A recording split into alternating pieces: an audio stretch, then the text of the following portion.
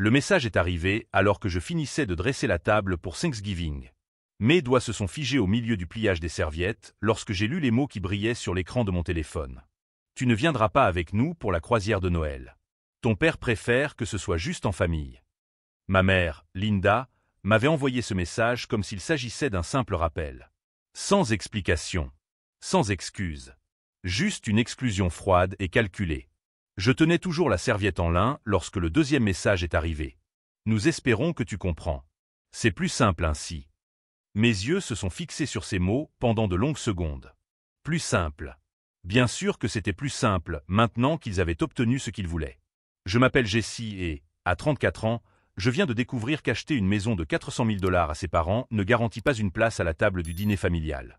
Il y a 3 mois, lorsque mon père, Robert, m'a appelé pour me dire qu'ils perdaient leur maison à cause de problèmes financiers, je n'ai pas hésité une seconde. J'ai utilisé toutes mes économies, vendu mon appartement à Seattle et déménagé dans l'Oregon pour être près d'eux. J'ai acheté la maison à mon nom, mais je les ai laissés y vivre comme si c'était la leur. Tu es notre héros, Jessie, m'avait dit ma mère, les larmes coulant sur son visage. Nous ne savons pas comment te remercier. Mon père m'avait serré fort dans ses bras ce jour-là, me murmurant « Tu as sauvé notre famille, mon fils ». Maintenant, en regardant ce message, je comprenais parfaitement ce qui s'était passé. Je n'étais plus utile. La maison était en sécurité, les dettes remboursées, et ils pouvaient désormais reprendre leur vie d'avant, sans le fils qui les avait sauvés. Je posais le téléphone sur la table et continuais à ranger les assiettes. Mes mains bougeaient automatiquement, mais mon esprit était ailleurs. Je calculais. Je réfléchissais. Je planifiais. Car ce qu'ils ne savaient pas, c'est que j'avais beaucoup appris sur les contrats immobiliers au cours des derniers mois. Beaucoup sur les droits de propriété. Et beaucoup sur la manière de protéger les investissements. La maison était à mon nom. Entièrement. Et j'avais des documents pour chaque centime que j'avais dépensé pour sauver ma famille. Mon téléphone a sonné à nouveau. Cette fois, c'était ma sœur, Kelly. J'ai appris pour la croisière. Je suis désolé, Jessie. Tu sais comment ils sont. Oui, je savais exactement comment ils étaient. Il m'avait fallu 34 ans pour enfin le voir clairement. J'ai fini de débarrasser la table et je me suis assis dans le fauteuil où mon père avait l'habitude de s'asseoir lorsqu'il venait me rendre visite dans mon appartement. Maintenant, il était dans la maison que j'avais achetée, en train de planifier des vacances que j'avais indirectement payées, célébrant la vie que j'avais construite pour lui. L'ironie me brûlait plus que la colère. J'ai pris mon ordinateur portable et j'ai commencé à faire quelques recherches. Sur les lois relatives à la propriété dans l'Oregon. Sur les droits d'occupation. Sur la marche à suivre lorsque des personnes résident sur votre propriété sans contrat de location officiel. Pendant que je faisais mes recherches, mon téléphone a sonné. C'était ma mère. Jessie, chérie, tu as vu mon message? Oui, ai-je répondu, d'une voix plus calme que je ne l'aurais souhaité. Tu comprends, n'est-ce pas? C'est juste que... Tu sais comment ton père est stressé quand il y a beaucoup de monde. Et Kelly va emmener les enfants. Alors. Je comprends parfaitement, maman. Un silence gêné s'installa au bout du fil. Tu n'es pas en colère, n'est-ce pas? Non, maman. Je ne suis pas en colère. Et c'était vrai. Je n'étais pas en colère. J'étais déterminé. Après avoir raccroché, je suis retourné à mon ordinateur portable. J'ai trouvé exactement ce que je cherchais. Dans l'État de l'Oregon, les propriétaires peuvent exiger que les occupants quittent la propriété avec un préavis écrit de 30 jours. 30 jours. J'ai ouvert un document vierge et j'ai commencé à taper. Avis de résiliation de bail. Pendant que j'écrivais, un sentiment étrange m'a envahi. Ce n'était ni de la satisfaction ni de la vengeance. C'était de la clarté. Pour la première fois depuis des mois, je savais exactement ce que je devais faire. Ils pensaient que je n'étais que le fils utile qui se présentait lorsqu'ils avaient besoin d'argent. Ils ne se doutaient pas que j'étais aussi le fils qui avait hérité de l'esprit d'entreprise de mon grand-père. Celui-là même qui avait bâti une entreprise à partir de rien m'avait appris que la gentillesse sans limite était une faiblesse. Le document était presque prêt lorsque mon téléphone a sonné à nouveau. C'était une photo dans le groupe familial, mes parents souriant dans une agence de voyage, tenant des brochures de croisière. La légende disait « Nous avons enfin réussi à réserver. Nous sommes impatients. » J'ai souri pour la première fois depuis des heures. Ils n'avaient vraiment aucune idée de ce qui les attendait. Si vous aimez cette histoire qui montre que nous devons parfois prendre des décisions difficiles pour protéger notre dignité, n'oubliez pas de vous abonner à la chaîne. Car ce que mes parents ne savaient pas, c'est que la maison de leurs rêves était sur le point de devenir leur cauchemar. Et j'avais appris que parfois, l'amour doit s'accompagner de conséquences. J'ai imprimé le document et l'ai glissé dans une enveloppe. Le lendemain serait le début d'une leçon qu'il n'oublierait jamais. Le lendemain matin, je me suis réveillé avec une clarté d'esprit que je n'avais pas ressentie depuis des mois. Alors que je préparais le café, mon téléphone a sonné avec un message du groupe familial que mes parents avaient créé. C'était une photo d'eux chez le concessionnaire, posant à côté d'une BMW neuve, avec la légende « Nous avons enfin pu changer cette vieille voiture. La vie s'améliore ». Cette vieille voiture était une Honda Civic de 2015 qui fonctionnait parfaitement. Ils avaient simplement décidé qu'ils méritaient mieux. Avec quel argent? Eh bien, maintenant je savais exactement avec quel argent. Ma sœur Kelly a immédiatement répondu « Waouh, quel luxe! Comment avez-vous fait ?» Mon père a répondu « Nous avons travaillé dur toute notre vie. Il était temps de nous faire plaisir. » Ils ont travaillé dur. Bien sûr. Je me suis assis à la table de la cuisine et j'ai commencé à repasser mentalement les 6 derniers mois. Maintenant que le brouillard de la générosité aveuglante s'était dissipé, les schémas étaient évidents. Il y a d'abord eu l'urgence du chauffage. Mon père m'a appelé, paniqué, pour me dire que le système était tombé en panne en plein hiver et qu'ils avaient besoin de 3 000 $ immédiatement. J'ai transféré l'argent tout de suite, sans poser de questions. 2 semaines plus tard, Kelly a mentionné en passant qu'elle était passée chez eux et avait remarqué que le chauffage semblait flambant neuf, bien plus moderne que ce qui était nécessaire pour une urgence. Puis ce fut la facture médicale inattendue de ma mère. 5 000 $ pour une intervention urgente, non couverte par l'assurance. Une fois de plus, j'ai transféré l'argent sans hésiter. Quelques mois plus tard, lors d'un dîner en famille, j'ai entendu ma mère parler à une amie de son nouveau traitement esthétique pour le visage, vantant ses résultats incroyables. Puis est venue la conversation sur la perte de la maison. L'appel dramatique de mon père, la voix tremblante, expliquant qu'il faisait face à une saisie immobilière en raison des investissements qui avaient mal tourné et de frais médicaux imprévus. « Jessie, tu es notre seul enfant qui puisse nous aider », m'avait-il dit, la voix chargée de honte et de désespoir. « Je sais que c'est beaucoup demandé, mais tu as toujours été notre héros. » Héros. Ce mot résonnait dans mon esprit avec un goût amer. J'avais vendu mon appartement de Seattle, utilisé toutes mes économies et déménagé dans une petite ville de l'Oregon. Tout cela pour sauver mes parents d'une crise qu'ils avaient, je m'en rends compte aujourd'hui, soigneusement orchestrée. Ce qui m'impressionnait le plus, c'était le caractère théâtral de tout cela. Les larmes de ma mère lorsque nous avons signé les papiers de la maison. L'étreinte prolongée de mon père. Les mots sur le fait qu'ils ne savaient pas comment me remercier et que j'aurais toujours un foyer avec eux. Tout était répété. Tout était calculé. Mon téléphone a sonné, interrompant mon analyse rétrospective. C'était ma mère. « Salut, mon chéri. Comment vas-tu?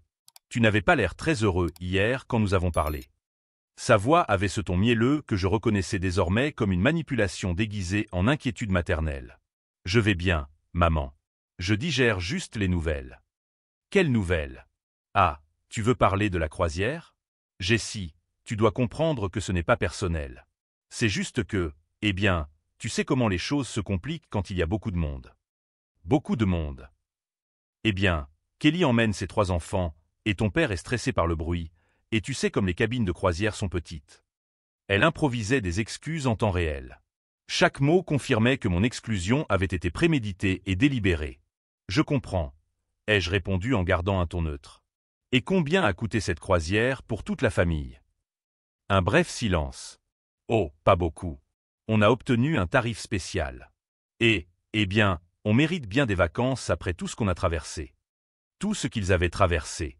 Comme s'ils étaient les victimes de leur propre situation financière. « Je suis sûr que vous le méritez, » ai-je dit, et j'étais sincère. Ils méritaient exactement ce qu'ils allaient recevoir. Après avoir accroché, je me suis dirigé vers mon ordinateur portable et j'ai ouvert le dossier contenant les documents financiers que j'avais compilés lors de l'achat de la maison. Tout y était, les preuves de virement, les documents de remboursement de dette, le contrat d'achat de la propriété, tout était à mon nom. Mais il y avait quelque chose de plus intéressant dans ces papiers. Au cours du processus d'approbation du prêt hypothécaire, j'avais découvert que mes parents avaient menti sur plusieurs points. Ils n'étaient pas en saisie. En fait, ils avaient refinancé la maison quelques mois auparavant, retirant des fonds pour investir. Ces investissements? Une nouvelle voiture pour ma mère. Des meubles coûteux. Des travaux inutiles dans le jardin. Et apparemment, un fonds pour les vacances en famille, à condition que « famille » n'inclut pas le fils qui a tout payé. La réalité était encore plus dure que je ne l'avais imaginé. Ils ne m'avaient pas simplement utilisé pour résoudre une crise, ils avaient créé une crise pour m'utiliser. Mon téléphone a sonné à nouveau. Cette fois, c'était Kelly. « Jessie, je peux t'appeler? Il faut qu'on parle de cette histoire de croisière. » Je l'ai appelé immédiatement. « Jessie, je ne savais pas qu'il ne t'avait pas invité jusqu'à hier, » a-t-elle commencé, la voix chargée de culpabilité. Quand je l'ai découvert, j'ai confronté maman à ce sujet. Et qu'a-t-elle dit? Que c'était l'idée de papa.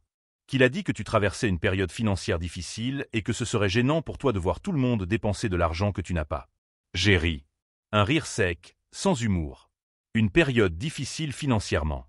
Intéressant, vu que je viens de les voir acheter une nouvelle voiture. Ils ont acheté une nouvelle voiture. Une BMW. Ils l'ont postée sur le groupe familial ce matin. Kelly est restée silencieuse pendant un long moment. Jessie, depuis combien de temps ça dure? Quoi? Ils se servent de toi. Ils te traitent comme leur banque personnelle. La question m'a frappé comme un coup de poing dans le ventre, car elle m'obligeait à reconnaître quelque chose que j'avais évité d'admettre. Ce n'était pas nouveau. C'était juste la première fois qu'ils étaient aussi effrontés à ce sujet.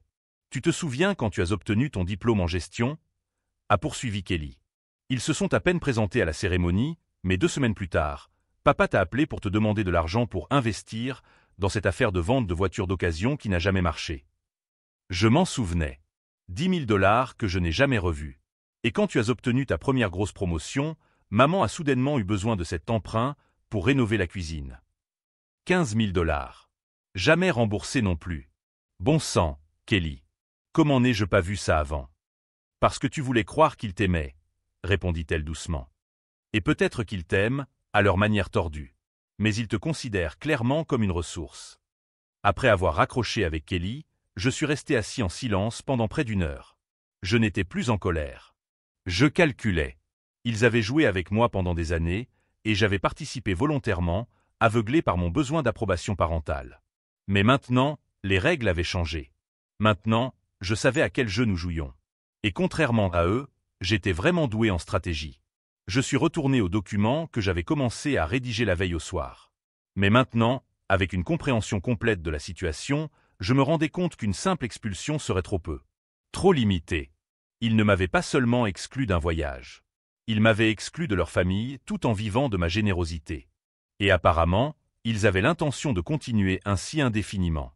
J'ai ouvert un nouveau dossier sur mon ordinateur et l'ai nommé « Projet Conséquences ». À l'intérieur, j'ai commencé à répertorier chaque mensonge, chaque manipulation, chaque centime qu'ils m'avaient soutiré sous de faux prétextes. Pas pour me lamenter, mais pour documenter. Car ce qu'ils ne savaient pas, c'est que j'avais hérité de mon grand-père autre chose que son sens des affaires. J'avais hérité de sa patience pour la planification à long terme. Le téléphone a sonné une nouvelle fois. C'était mon père. « Jessie, mon garçon. Comment ça va? »« Bien, papa. Je profite d'une journée tranquille. »« Très bien, très bien. Écoute, je t'ai appelé parce que ta mère m'a dit que tu étais un peu contrarié par la situation avec la croisière, et je voulais t'expliquer. Tu n'as pas besoin de m'expliquer, papa. Je comprends parfaitement. » Ah, tant mieux. Je savais que tu comprendrais. Tu as toujours été notre fils le plus mature. Tu as toujours su que la famille passe avant tout. La famille passe avant tout. L'ironie était si forte que j'en ai presque eu la gorge serrée. Sans aucun doute, papa. La famille passe avant tout. Exactement. Et quand nous serons de retour, nous organiserons un dîner spécial rien que pour toi. On pourra même partager quelques photos de nos vacances. J'ai hâte. Après avoir raccroché, j'ai regardé par la fenêtre de mon petit appartement loué, l'endroit où je vivais depuis que j'avais vendu ma maison pour sauver la leur. Dehors, le soleil d'automne illuminait les feuilles dorées des arbres. C'était une journée magnifique. Parfaite pour commencer quelque chose de nouveau. Je suis retourné à mon ordinateur et j'ai commencé à faire des recherches non seulement sur les lois relatives à la propriété, mais aussi sur les avocats spécialisés dans la récupération d'actifs. Parce que s'ils voulaient jouer au jeu de la famille sélective, je jouerais jusqu'au bout. Et dans ma version de ce jeu, les conséquences seraient proportionnelles aux actions.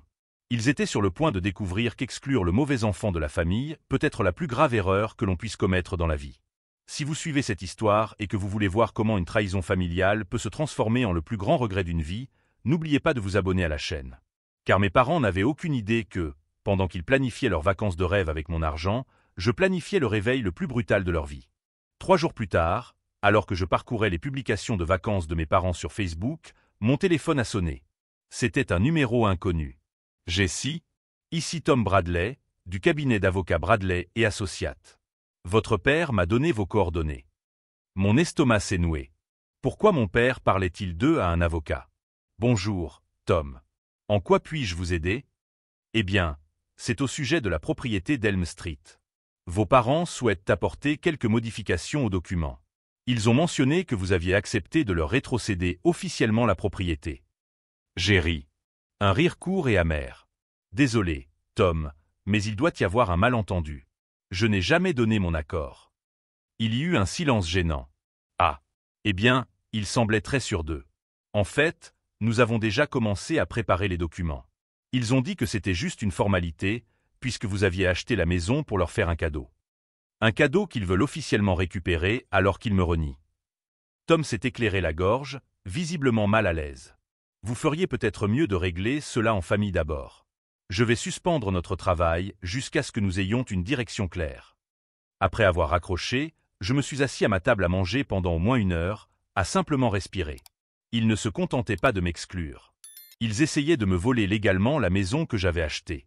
Leur audace était impressionnante. Mon téléphone a vibré, signalant un message de Kelly. « Jessie, j'ai quelque chose à te dire. » « J'arrive. » Elle est arrivée 1 heure plus tard, avec un dossier en main et l'air sombre. « Je me suis entretenu avec ma comptable hier, » a-t-elle commencé, avant même de s'asseoir. Je lui ai demandé de vérifier quelques anciens documents fiscaux après notre conversation au sujet de maman et papa. Kelly a étalé des papiers sur la table. « Jessie, ils n'étaient pas en train de se faire saisir leur maison quand ils t'ont appelé. En fait, ils avaient refinancé leur maison 2 mois auparavant, en retirant 80 000 $ de capital. 80 000 $. Il y a plus, a-t-elle poursuivi, la voix de plus en plus tendue. Tu te souviens quand papa a dit qu'il avait perdu de l'argent dans de mauvais investissements? J'ai trouvé les relevés. Il a acheté un bateau. Un bateau de 25 000 $ qu'il garde dans une marina à 40 km d'ici. J'ai fermé les yeux et me suis adossé à ma chaise. Kelly, ils m'ont fait vendre mon appartement à Seattle pour un mensonge. Je sais. Et il y a pire. Elle fit glisser un autre document sur la table. C'est une demande d'assurance vie que maman a remplie le mois dernier. Elle t'a désigné comme bénéficiaire d'une police de 200 000 $. C'est une bonne chose. Kelly secoua la tête. Jessie, elle a 62 ans et elle est en parfaite santé. Pourquoi quelqu'un prendrait-il soudainement une assurance vie aussi élevée et te désignerait-il spécifiquement comme bénéficiaire? L'implication m'a frappé comme un coup de poing dans l'estomac. Ils sont en train de créer des preuves que j'ai un motif financier pour leur faire du mal. Exactement. S'il leur arrivait quelque chose, surtout après que tu aies découvert leur manipulation financière, tu serais le principal suspect. Et avec 200 000 $ comme mobile. Je me levai et me dirigeai vers la fenêtre. Dehors, des enfants jouaient dans le parc, leur rire résonnant dans le silence de l'après-midi. Une vie normale. Des familles normales. Kelly, ils ne se contentent pas de me voler. Ils me préparent à être accusé d'une chose terrible si j'essaie de me défendre. C'est ce qu'il semble. Jessie, tu as besoin d'une aide professionnelle. Cela va bien au-delà d'une simple dispute familiale. Je me suis tourné vers elle. Tu es sûr de tout ça? J'ai des copies de tout. Relevé bancaire, demande d'assurance, documents de refinancement.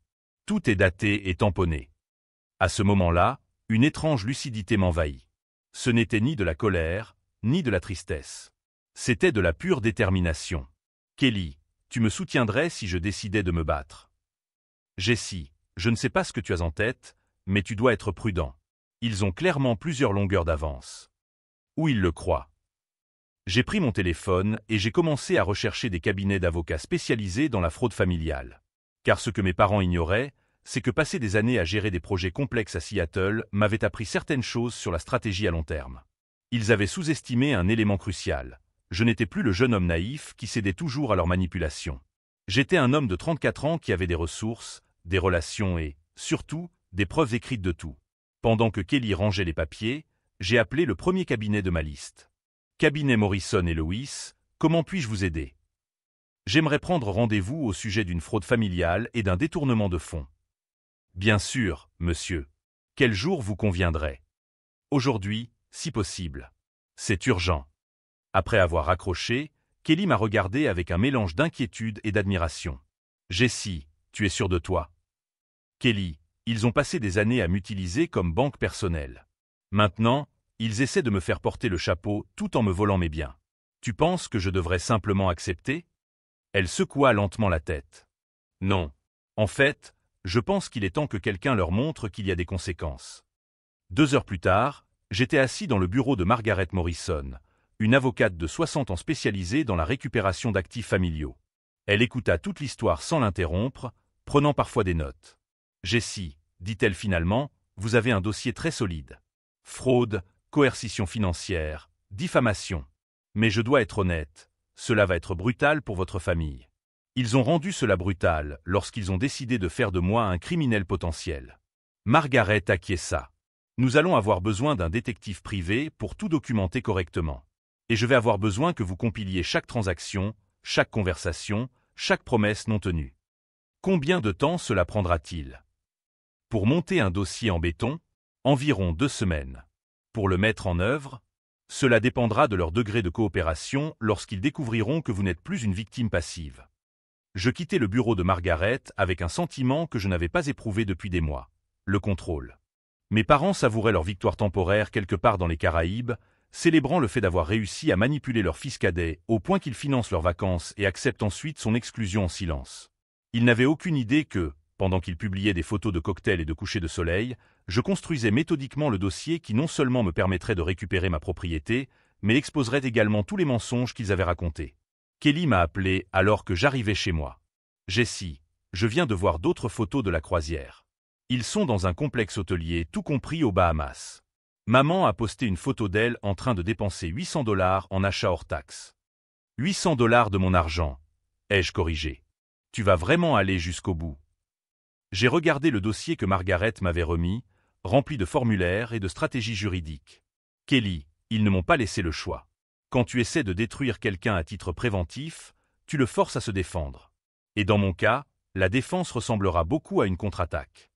Car la vérité, c'est que mes parents avaient commis une erreur fondamentale. Ils avaient supposé que je resterais la victime silencieuse que j'avais toujours été. Mais les victimes silencieuses qui possèdent des biens d'une valeur de 400 000 $ et qui ont des preuves de manipulation financière depuis des années ne restent pas victimes très longtemps. Surtout lorsqu'elles découvrent que leurs propres parents essaient de les faire accuser de crimes qu'elles n'ont jamais commis. La guerre avait commencé dès l'instant où ils avaient signé cette assurance vie. Ils ne savaient simplement pas encore qu'ils avaient perdu. Le lendemain matin, après ma rencontre avec Margaret, je me suis réveillé avec une clarté d'esprit que je n'avais pas connue depuis des années. Ce n'était plus la colère qui me motivait, mais une précision chirurgicale. Alors que je préparais le café, mon téléphone a sonné pour m'annoncer une nouvelle mise à jour de la croisière. Cette fois, c'était une photo de mes parents dans un restaurant de fruits de mer haut de gamme, accompagnée de la légende « Enfin, nous vivons notre rêve. Merci, la vie, de nous donner cette seconde chance. » Une seconde chance. Avec mon argent. J'ai répondu dans le groupe familial « Je suis ravi de vous voir heureux. Profitez de chaque instant. » Kelly m'a appelé 20 minutes plus tard. « Jessie, ça va? Ta réponse semblait étrange. »« Je vais très bien, Kelly. En fait, je ne me suis jamais senti aussi bien. »« Tu es sûr? Parce que tu ne sembles pas être en train de planifier quelque chose. » J'ai souri. Ma sœur me connaissait trop bien. Disons que je réorganise certaines priorités. À 9 heures du matin, j'étais de retour au bureau de Margaret avec 3 dossiers classés par ordre chronologique. Chaque document était daté. Chaque conversation était enregistrée légalement, chaque transaction financière était justifiée. « Impressionnant, » dit Margaret en feuilletant les papiers. « Jessie, ce n'est pas seulement de l'organisation, c'est de la documentation de niveau judiciaire. J'ai appris à être méticuleux dans mon travail. Apparemment, cela m'a été utile dans ma vie personnelle aussi. » Margaret s'arrêta sur une page en particulier. « Cette demande d'assurance vie est particulièrement intéressante. Le timing coïncide exactement avec le début de vos soupçons de manipulation financière? » Oui. 3 jours après notre conversation au sujet de l'avocat qu'ils ont contacté pour transférer la maison. Jessie, ce n'est pas seulement de la planification financière de leur part. C'est une protection anticipée contre les accusations de fraude. Si vous découvriez ce qu'ils faisaient et que vous les confrontiez publiquement, ils pourraient prétendre que vous étiez motivé par l'héritage potentiel. Je me suis penché en avant. Donc, non seulement ils m'ont volé, mais ils ont fait de moi le suspect d'un crime que je n'aurais jamais commis. Exactement. Et cela change complètement notre stratégie. Margaret a ouvert un nouveau dossier et a commencé à prendre des notes. Nous allons diviser cela en 3 phases. Première phase. Protégez complètement vos actifs et annulez toutes les autorisations dont ils disposent. Deuxième phase. Documentez chaque cas de fraude avec des preuves irréfutables. Troisième phase.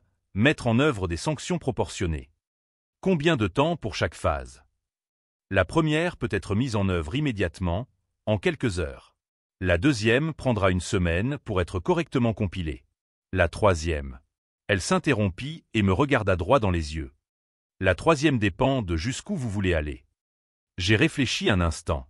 Mes mains étaient fermes, ma respiration calme. Je veux qu'ils subissent des conséquences proportionnelles à ce qu'ils m'ont fait. Ni plus, ni moins. Margaret acquiesça.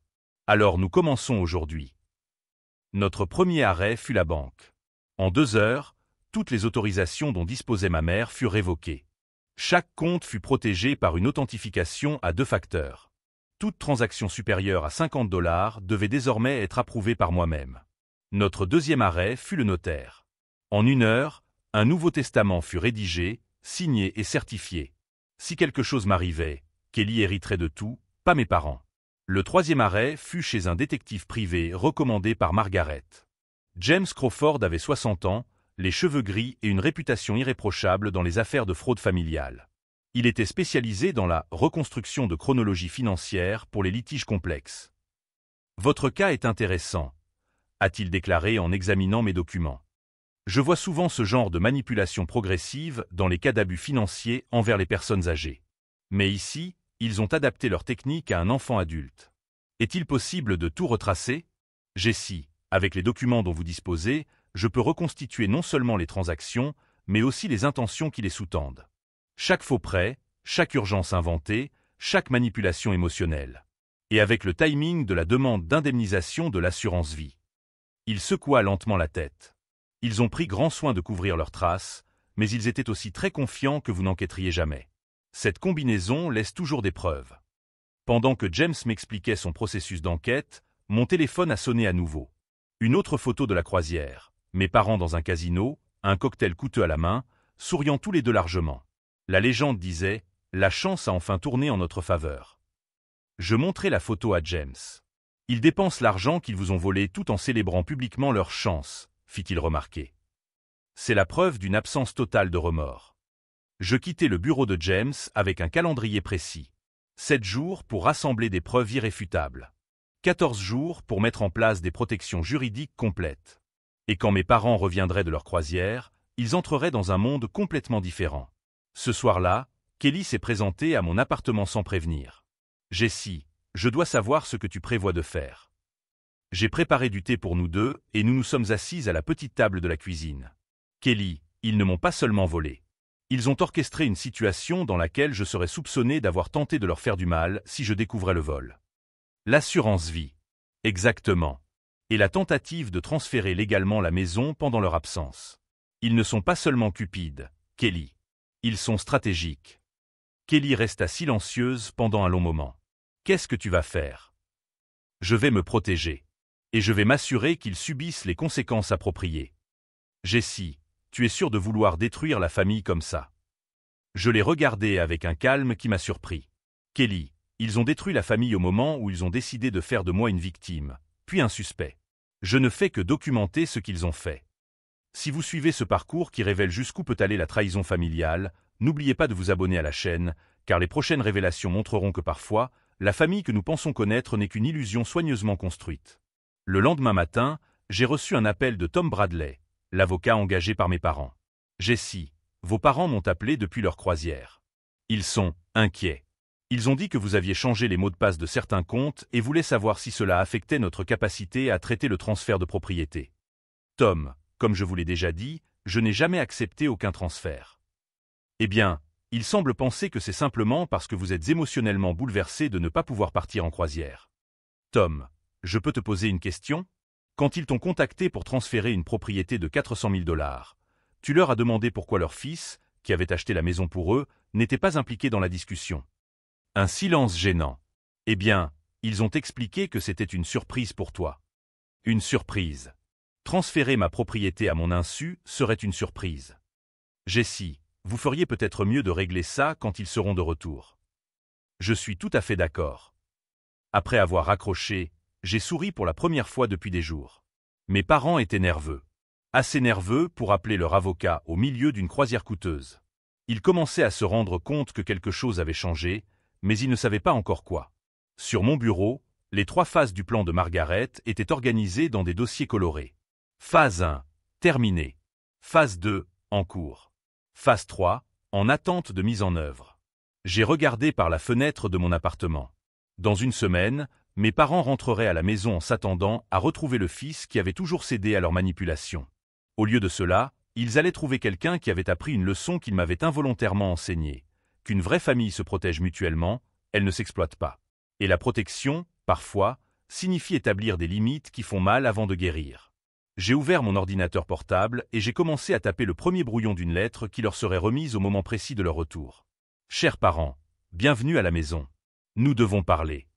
Le curseur clignotait après cette phrase, attendant les mots qui changeraient tout à jamais. Des mots qu'ils avaient rendus inévitables au moment où ils avaient choisi la cupidité plutôt que la gratitude. 7 jours plus tard, j'ai reçu l'appel que j'attendais. « Jessie, ils viennent d'atterrir », m'a dit Kelly, la voix tendue. Maman m'a appelé de l'aéroport pour me demander pourquoi sa carte avait été refusée au duty-free. J'ai regardé l'heure. Il était 15h15. Le timing était parfait. Et tu as répondu quoi? Que je ne savais rien. Mais Jessie, elle avait l'air désespérée. Elle a dit qu'ils avaient essayé 3 cartes différentes et qu'elles avaient toutes été refusées. Je fermai l'ordinateur portable sur lequel je révisais les derniers documents avec Margaret et James. Kelly, dans les prochains jours, ils vont appeler plusieurs fois. Ils vont inventer des histoires à propos de problèmes bancaires, de pirates informatiques, n'importe quoi. Ne crois rien. Tu en es sûr? Je suis sûr qu'ils ont fait leur choix. Maintenant, ils vont devoir en assumer les conséquences. 1 heure plus tard, mon téléphone a explosé d'appels. D'abord ma mère, puis mon père, puis ma mère à nouveau. J'ai laissé tous les messages aller sur la messagerie vocale. À 5 heures, j'ai finalement répondu. Jessie, a pratiquement crié ma mère. Dieu merci. Nous avons de terribles problèmes avec nos cartes bancaires. La banque a dû faire une erreur. Quel genre de problème, maman? Elles sont toutes bloquées. Nous n'avons même pas pu payer le taxi depuis l'aéroport. Nous avons dû appeler Kelly. Intéressant. Ils n'ont pas mentionné qu'ils avaient essayé d'accéder au compte que j'avais protégé. C'est bizarre, ai-je répondu calmement. Avez-vous essayé d'appeler la banque? Bien sûr. Ils ont dit que toutes les autorisations avaient été révoquées par toi. Jessie, que se passe-t-il? Le voilà. Le premier moment de reconnaissance. Maman, vous avez parlé à Tom Bradley pendant votre absence. Silence. Tom? L'avocat? Eh bien, ton père a peut-être mentionné certains documents. Des documents pour transférer ma maison à votre nom. Le silence s'est prolongé. Je pouvais presque entendre ma mère réfléchir rapidement à la version de l'histoire qui serait la plus convaincante. Jessie, mon chéri, c'est un malentendu. Nous voulions seulement. Vous vouliez seulement voler ma propriété tout en m'excluant de la famille. Voler? Jessie, comment peux-tu dire une chose pareille? Nous sommes tes parents. Des parents qui ont essayé de me faire accuser de meurtre avec préméditation grâce à une police d'assurance vie. Cette fois, le silence fut total. Jessie, de quoi parles-tu? Mais sa voix avait changé. La panique s'installait. Maman, vous rentrez à la maison dans 1 heure. Quand vous arriverez, nous aurons une discussion. Une discussion très claire. Je raccrochai avant qu'elle ne puisse répondre. À 6h30, j'ai vu le taxi s'arrêter devant la maison que j'avais achetée pour eux. J'étais garé de l'autre côté de la rue, observant à travers les vitres teintées de ma voiture de location. Mes parents sont sortis du taxi avec des valises coûteuses, bronzés et encore vêtus de leurs vêtements de vacances.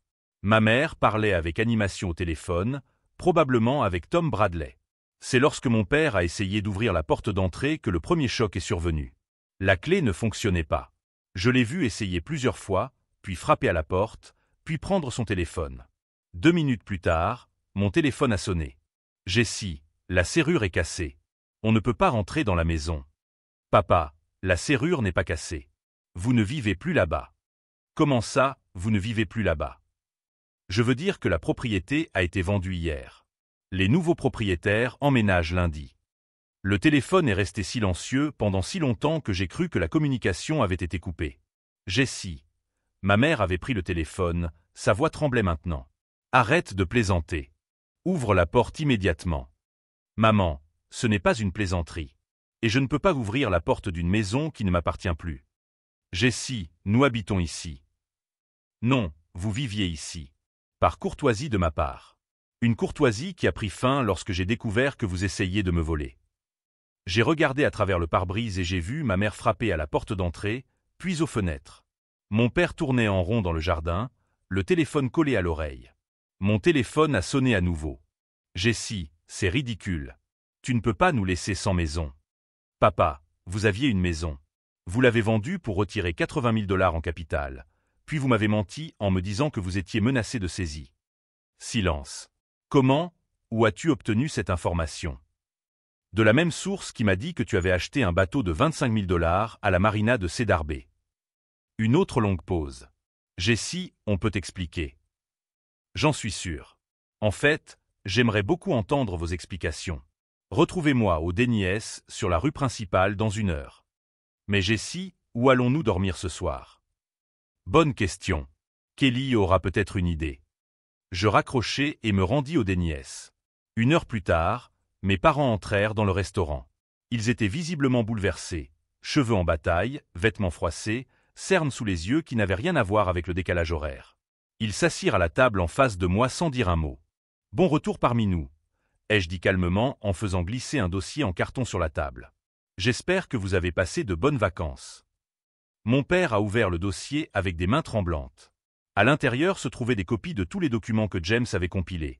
Relevés bancaires, demande d'assurance vie, documents de refinancement, photos du bateau, enregistrement de la conversation avec Tom Bradley. Je vis le moment précis où la réalité s'installa sur leur visage. « Jessie, » murmura ma mère, « tu as enquêté sur tes propres parents. »« Maman, vous avez essayé de me faire accuser de meurtre. » « Une enquête, c'est le moins que je pouvais faire. » Mon père ferma le dossier et me regarda droit dans les yeux. « Qu'est-ce que tu veux, Jessie ?» La question que j'attendais. « Je veux que vous assumiez les conséquences de vos choix. » Quelles conséquences? J'ai fait glisser un deuxième dossier sur la table. Des poursuites pour fraude, détournement de fonds, extorsion et tentative d'incrimination. Margaret Morrison, mon avocate, pense que nous avons un dossier suffisamment solide pour récupérer chaque centime que vous m'avez volé, plus des dommages-intérêts punitifs. Ma mère pâlit. « Jessie, tu parles de mettre tes propres parents en prison. » Je parle de justice. Vous avez passé des années à m'utiliser comme banque personnelle, puis vous avez essayé de m'exclure de la famille tout en volant mes biens. Mon père se pencha en avant. « Jessie, nous sommes une famille. Nous pouvons régler cela en famille. » J'ai ri. Un rire sec qui a résonné dans la pièce vide. Une famille? Vous étiez une famille quand vous aviez besoin d'argent. Quand vous vouliez des vacances exclusives. J'ai cessé d'être de la famille. Mais tu peux choisir, a rapidement répondu ma mère. C'est toi qui contrôles maintenant. Je contrôle, en effet, ai-je répondu en me levant de table. Et je choisis les conséquences. J'ai laissé les 2 dossiers sur la table et me suis dirigé vers la porte. Jessie, a crié mon père derrière moi. Où allons-nous dormir ce soir? Je me suis arrêté à la porte et me suis retourné. Vous êtes des adultes intelligents qui avez passé ces dernières années à planifier comment me manipuler. Je suis sûr que vous trouverez une solution.